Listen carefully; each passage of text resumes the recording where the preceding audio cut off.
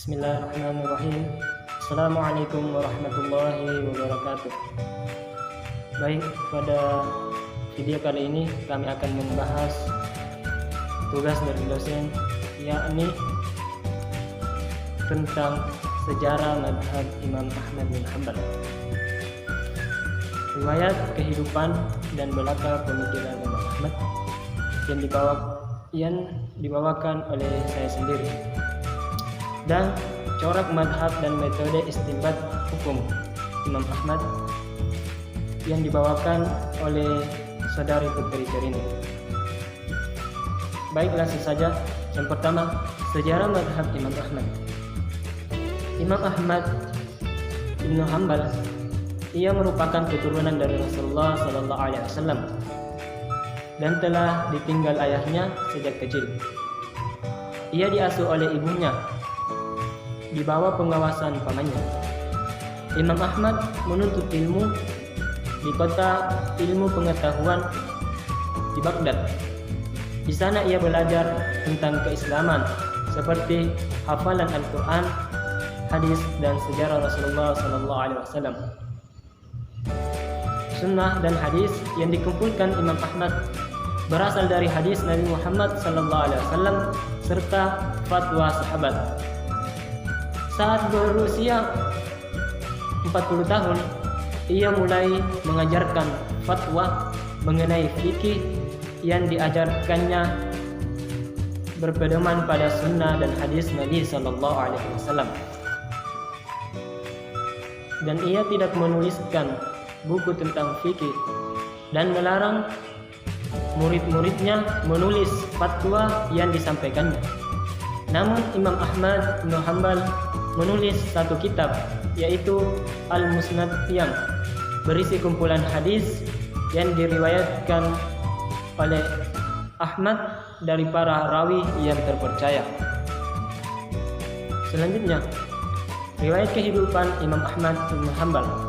Ia lahir pada tanggal 20 Rabiul Awal 1604 Hijriah. Ia wafat pada 12 Rabiul Awal 241 Hijriah. Imam Ahmad adalah seorang ahli hadis dan teologi Islam. Ia lahir di Mar saat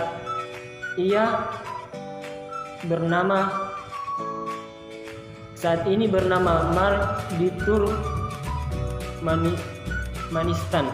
Turkmenistan, utara Afghanistan dan utara Irak. Di kota Baghdad, Irak. Nama lengkapnya ialah Ahmad bin Muhammad bin Hanbal bin Hilal bin As'ad al-Marwazi al-Baghdadi atau Ahmad bin Muhammad bin Hanbal. Ia juga dikenal sebagai Imam Hanbal. Selanjutnya, belakang pemikiran Imam Ahmad ibn Hanbal dalam menetapkan hukum Islam. Fikih Ahmad ibn Hanbal pada dasarnya lebih banyak didasarkan pada al-hadis sahih. Yang diambil hanyalah al-hadis sahih tanpa mau memperhatikan pada adanya faktor lainnya. Dan jika ditemukan adanya fatwa sahabat, maka fatwa sahabatlah yang diamalkan. Akan tetapi, jika ditemukan adanya beberapa fatwa para sahabat dan fatwa mereka tidak seragam, tidak sama, maka yang dipilih fatwa mereka yang mendekati Al-Quran dan hadis. Imam Ahmad bin Hanbal termasuk ahli al-hadis dan bukan sebagai ahli fikih. Maka tampak dengan jelas bahwa as-sunnah sangat mempengaruhi dirinya dalam menetapkan hukum. Karena beliau termasuk imam rihalah, ada juga pengaruhnya dalam menghadapi berbagai macam perubahan keadaan yang sudah barang tentu jauh berbeda dari keadaan di masa Nabi SAW yang diketahuinya dari beberapa hadis, khususnya yang berkaitan dengan al-hadis syiyasah. Selanjutnya, corak mazhab Imam Ahmad ibnu Hanbal. Pada hakikatnya, para ulama sepakat bahwa Imam Ahmad ibnu Hanbal adalah seorang pemuka ahli al-hadis dan tidak pernah menulis secara langsung kitab fikih. Sebab semua masalah fikih yang dikaitkan dengan diri beliau hanyalah berasal dari fatwa-fatwanya yang menjadi jawaban terhadap pertanyaan-pertanyaannya yang pernah diajukan terhadap beliau. Sedang yang menyusunnya adalah para pengikutnya. Selanjutnya, fikih Ahmad ibnu Hanbal itu pada dasarnya lebih banyak didasarkan pada al-hadis. Dalam artian, jika terdapat dalam hadis as-sahih yang diambil hanyalah al-hadis sahih tanpa memperhatikan yang lainnya. Dan jika ditemukan adanya fatwa sahabat, maka fatwa sahabatlah yang diamalkan.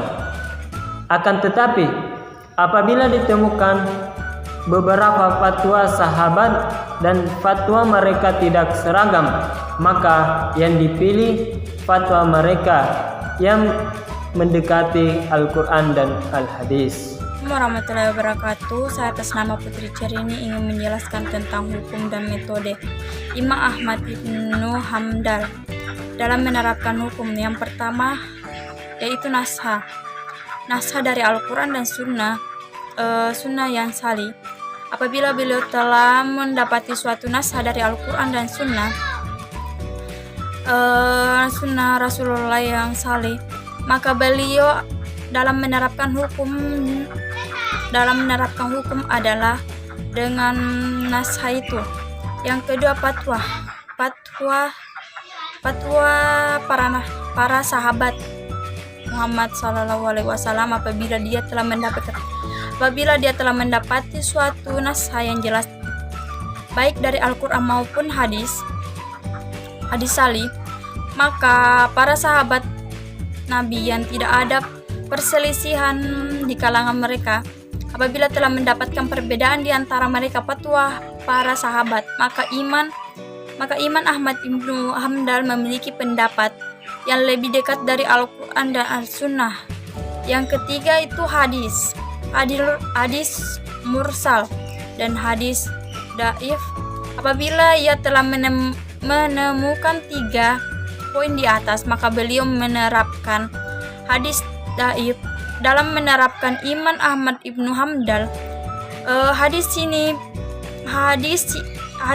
hanya 2 kelompok, yaitu hadis salih dan hadis dhaif. Yang keempat itu kias.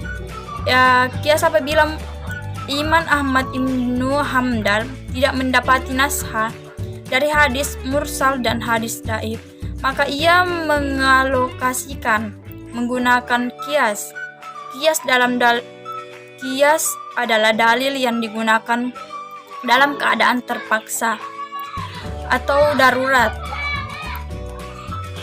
Yang kelima itu Sad al-Said, yaitu menggunakan tindakan prevensi terhadap hal-hal yang negatif. Mungkin itulah yang sempat saya bawakan pada hari ini. Lebih kurangnya mohon dimaafkan.